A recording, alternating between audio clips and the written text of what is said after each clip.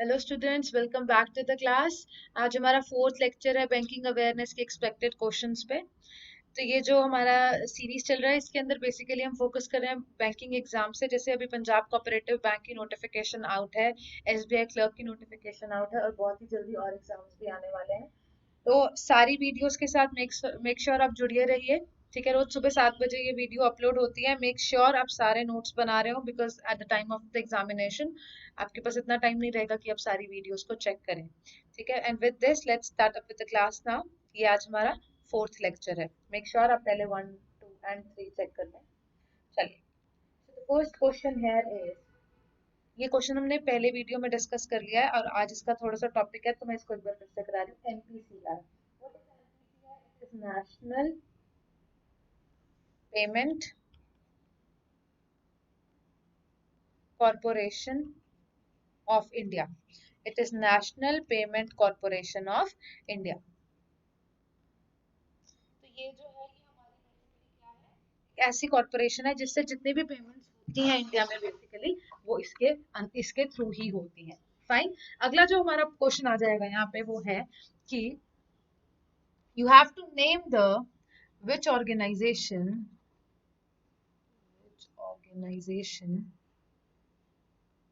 is an umbrella organization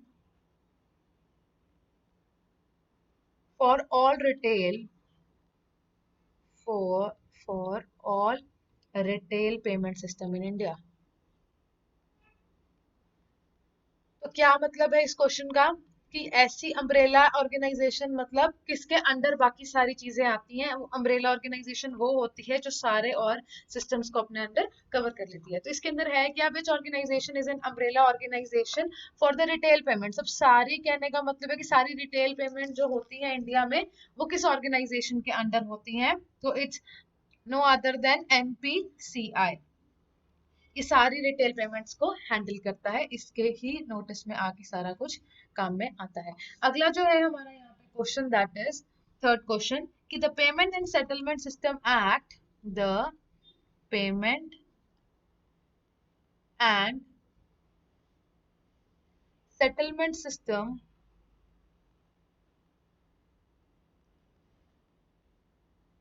in India is regulated as per which act? Is regulated as per which act? जितनी भी payments हो रही हैं India में payment and settlement system के under, तो वो सारी किस रेगुलेशन के अंडर हो रही हैं, किस एक्ट के अंडर हो रही हैं? That is payment and settlement system act 2007। अब इसके अंदर क्या है, payment and settlement system act है, उसके अंडर सारी पेमेंट्स होती हैं। अब इस क्वेश्चन आएगा कैसे, वो इसको डिफिकल्ट किस फॉर्म में करेंगे। एज इट इज क्वेश्चन देने के बाद आपको payment and settlement system act के साथ ऑप्शन दे देंगे 2006, 2007, 2008, 2009। अब आपको payment and settlement system act तो याद रहा बट आपको ईयर नहीं याद रहा, तो ये क्या हो जाएगा, गलत हो जाएगा। इसलिए आपको ये याद करना ईयर बहुत जरूरी रहेगा। नेक्स्ट क्वेश्चन है, ये कुछ करंट अफेयर से रिलेटेड भी है एंड बहुत ज्यादा इंपॉर्टेंट है। Who is the current managing director MD and chief executive officer that is CEO of NPCI? हमें बताना है MD and CEO of NPCI. तो एमडी एंड सीईओ कौन है? मिस्टर दिलीप असबे। फाइन। अभी आज से पहले मतलब कुछ टाइम जब से ये एमडी और सीईओ बने उससे पहले ये कौन थे? उससे पहले ये चीफ ऑपरेटिंग ऑफिसर थे, किसके? एनपीसीआई के ही, मिस्टर दिलीप असबे। फाइन। अगला क्वेश्चन देखेंगे।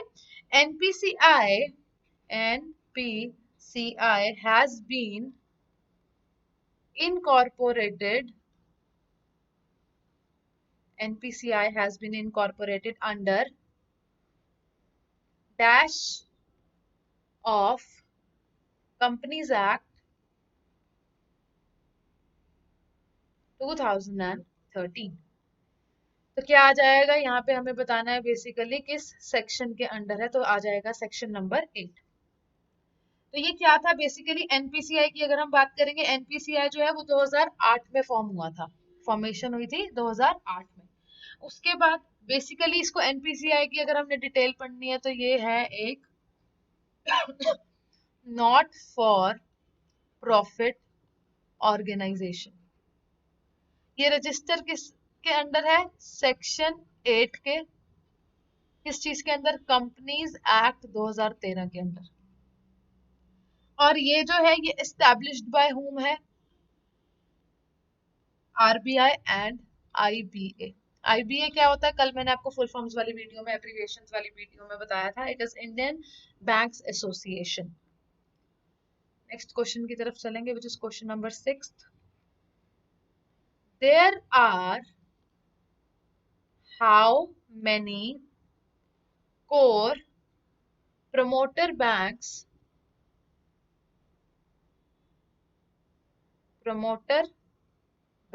of NPCI।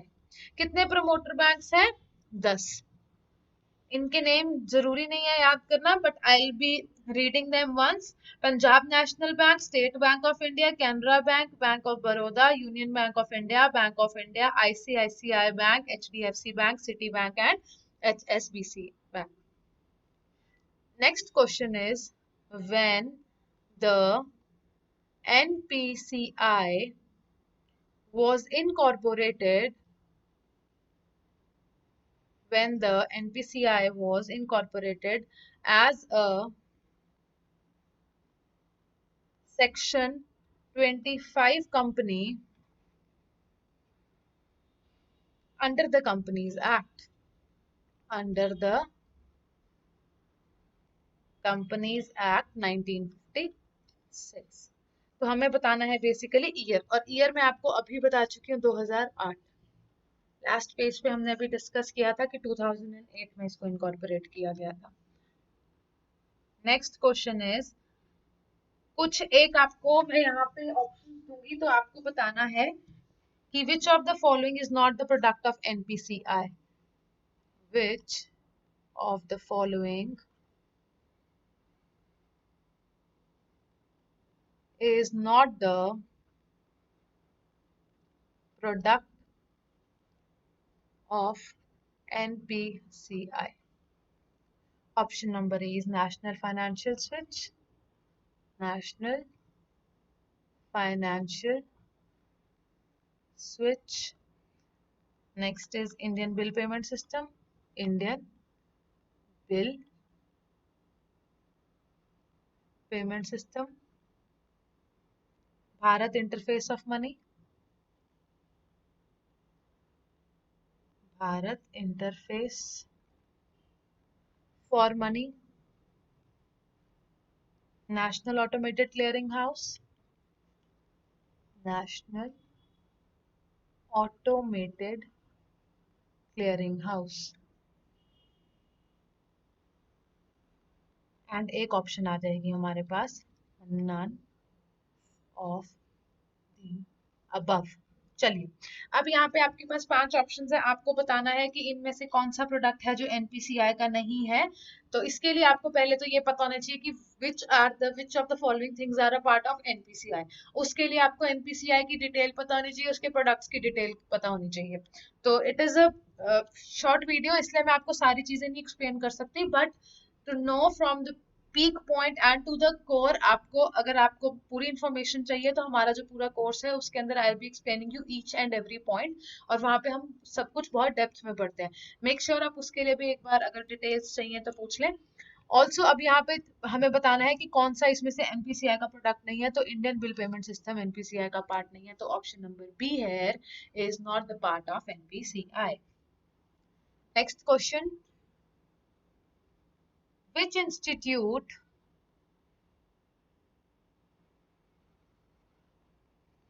has developed the payment platform commonly used the payment platform रुपए। ये लास्ट ईयर बैंक एग्जाम के मेन क्वेश्चन का पार्ट है। रुपए, तो इसको किसने बनाया है, कौन से इंस्टीट्यूट ने रुपए को इंट्रोड्यूस किया था? एनपीसीआई। अगला क्वेश्चन देखेंगे। Next question here with us is also related to RuPay कि कौन सा ऐसा प्रोडक्ट है जो इसका एनपीसीआई का बनाया हुआ है। तो उसके ऑप्शंस अगर हम देखेंगे तो आंसर रुपए ही आ रहा है, इसलिए I am not repeating that question. उसके बाद अब यहाँ पे हमारा एनपीसीआई का खत्म हो जाता है टॉपिक के डिस्कशन की। मैं ढूंढ के लेके आ सकती थी, आई ब्रिंग देम। चलिए, अब जो हमारा क्वेश्चन है वो है कोऑपरेटिव बैंक से related. Will try to cover few questions like which of the following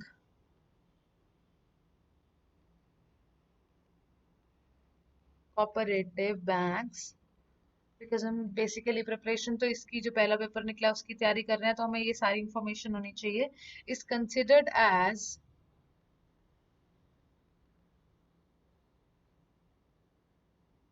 the first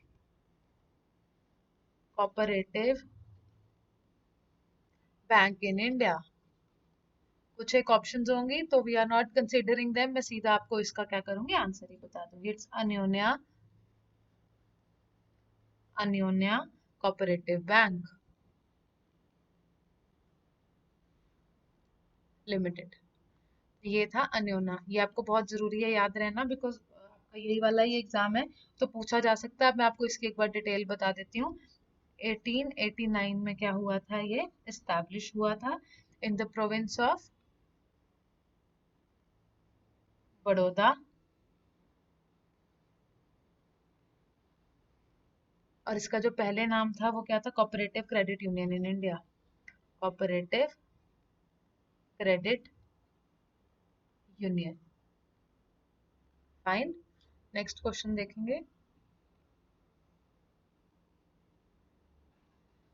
So the next question here is cooperative banks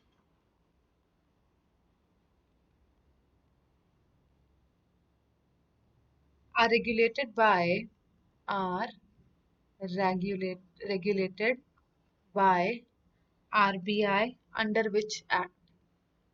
Under which act? तो यहाँ पे कुछ एक ऑप्शंस रहेंगे हमारे पास। ऑप्शन नंबर ए है बैंकिंग लॉज। बैंकिंग लॉज जिसमें आ जाएगा हमारे पास ब्रैकेट में application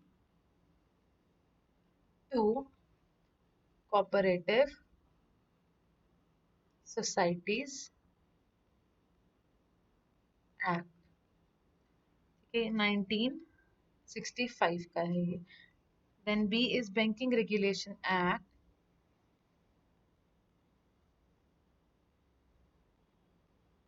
1949। Then C option is negotiable instrument act, negotiable instrument। अब ये तो हमें नाम किससे ही काफी क्लियर हो रहा है कि ये हो सकता है या नहीं, 1881। And D is both A and B. अब देखिए ये क्या है, हमें चार ऑप्शंस गिवन हैं। चार ऑप्शंस में से या तो हम पहले तीन को चूज कर सकते हैं, अदरवाइज हमें डी ऑप्शन में क्या गिवन है कि ए भी फॉलो कर रहा है और सी भी फॉलो कर रहा है।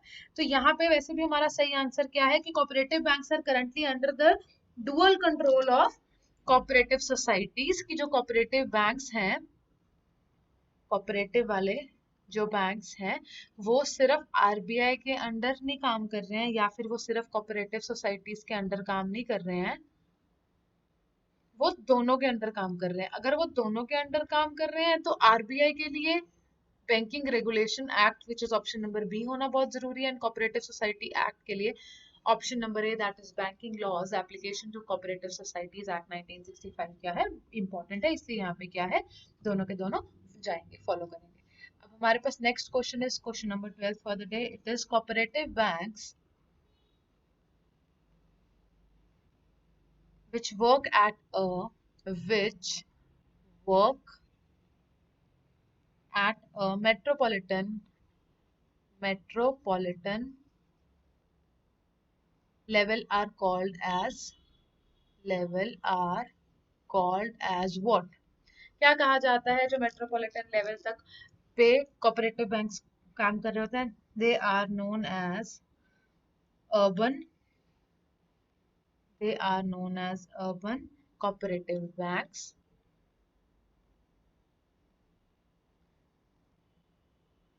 यूसीबीज कहा जाता है उनको। तो ये क्या होते हैं? ये यहाँ पे नॉट फॉर्मली डिफाइंड है ये, पहली बात। दूसरी बात क्या है? Refers to the primary cooperative banks located in urban and semi urban areas. And इसका जो आंसर आ जाएगा तो इसलिए वो आ जाएगा प्राइमरी अर्बन कोऑपरेटिव बैंक्स। अगला क्वेश्चन है पी ए सी एस क्या होता है? बहुत इंपॉर्टेंट है ये। It is primary agriculture, is primary agriculture credit society. ठीक है, ये होगी इसकी फुल फॉर्म। एक और एब्रीविएशन में ऐड कर लेना लिस्ट में। ये है क्या? ये बेसिक और the smallest cooperative credit institutions in India है। क्या? स्मॉलेस्ट, स्मॉलेस्ट है और ये क्या है? बेसिक यूनिट है किस चीज की? Cooperative credit institution of India, primary agriculture credit society. Next is you have to tell the largest cooperative bank in India. Bank in India. तो क्या है इसका आंसर? सरस्वत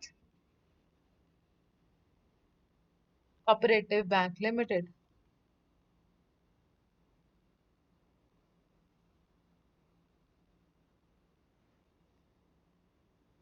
उसके बाद अब इसकी इंफॉर्मेशन बता देती हूँ आपको। सरस्वत कोऑपरेटिव बैंकिंग सोसाइटी की ये फॉर्म कब हुआ था? In 1918। First information. Second is it got a banking license in 1933। Open ये तब हो गया था बट इसको लाइसेंस कब मिला था? इन 1933। और तब इसका न्यू नाम आ गया था। पहले इसका जो नाम था that was Saraswat cooperative banking society. उसके बाद 33 के बाद जब इसको लाइसेंस मिला था तब ये बन गया था कोऑपरेटिव बैंक लिमिटेड। उसके बाद अब कुछ डिफरेंट क्वेश्चन है। एक dash is the vertex of pyramidal structure in a state for the provision of short and medium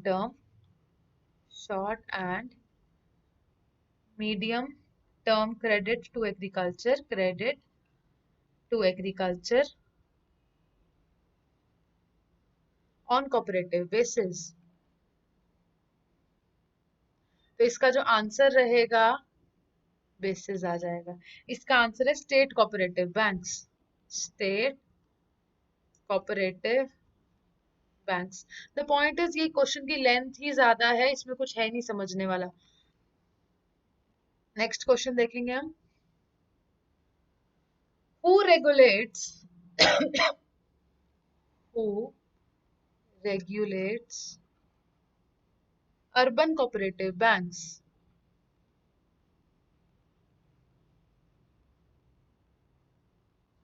कौन रेगुलेट करता है अर्बन कोऑपरेटिव बैंक्स को? तो answer is again same, RBI. Next question is the first cooperative credit society in India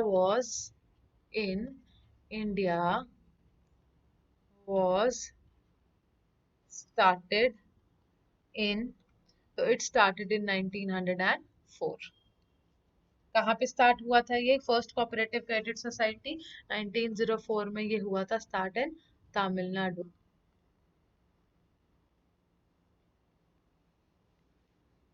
next question is,